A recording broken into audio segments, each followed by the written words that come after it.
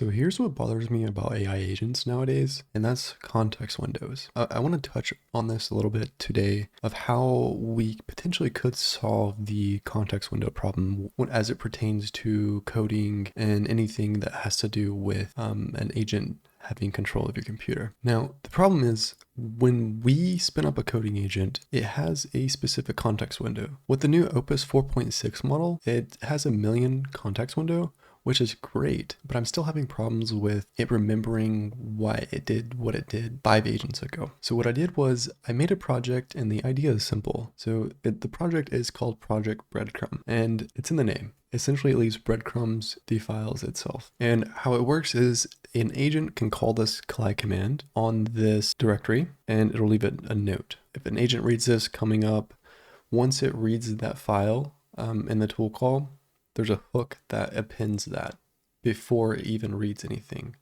So think of it as the hook and then the tool call that gets appended to it. And it's pretty self-explanatory to set up. And I've got a lot of questions of why not just use comments. And the answer I've come up with is comments are really passive. They set really hoping to get found, and you really can't index them. And the files aren't discoverable the way breadcrumbs are.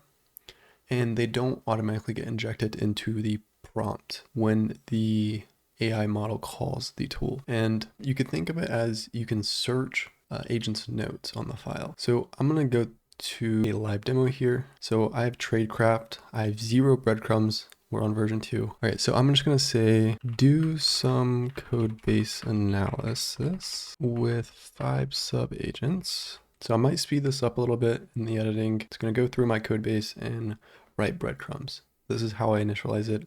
Ideally, you'd want to have it write breadcrumbs as you develop. That's a good approach to this. All right, so the agents are done. And what it's doing, it initialized the skill I added in Cloud Code, the breadcrumb skill, and it's going to start writing breadcrumbs. And we can see it in real time.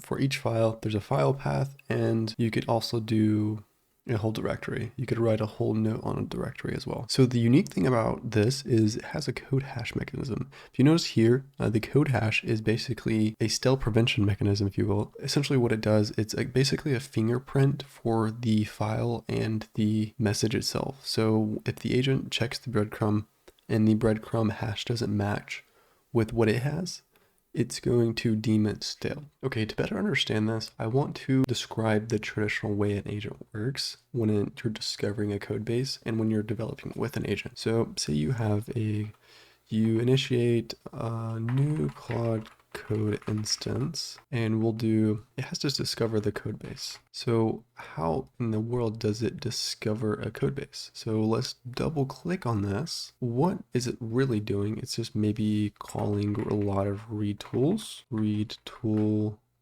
call times 100. Okay, well, when it calls the tool, what's the intent? It's trying to understand the code. So what if we just had an agent, the previous agent, inject the notes of what that file is and the reason for it in some obscure nuanced code that shouldn't be changed. So this is what Breadcrumb does.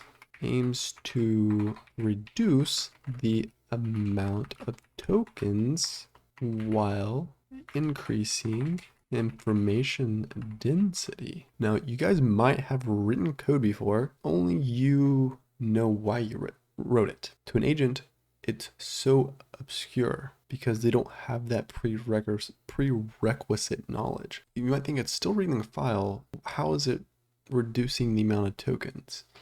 Well, the second order effects of injecting a note, it doesn't have to find all of this tacit knowledge.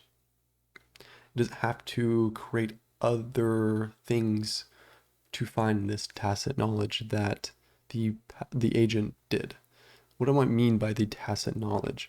I mean that the knowledge that the agent had at the time and why it wrote the code the way it did. That is how it reduces the amount of token cost. So to sum it up, I think we should stop thinking about it more as memory, more as communication. I just had this idea because there was a lot of stale code. When I'm going back and going through my old code, I just kind of forget why my agent did that. Found the solution. Well, I made the solution. The project will be in the description.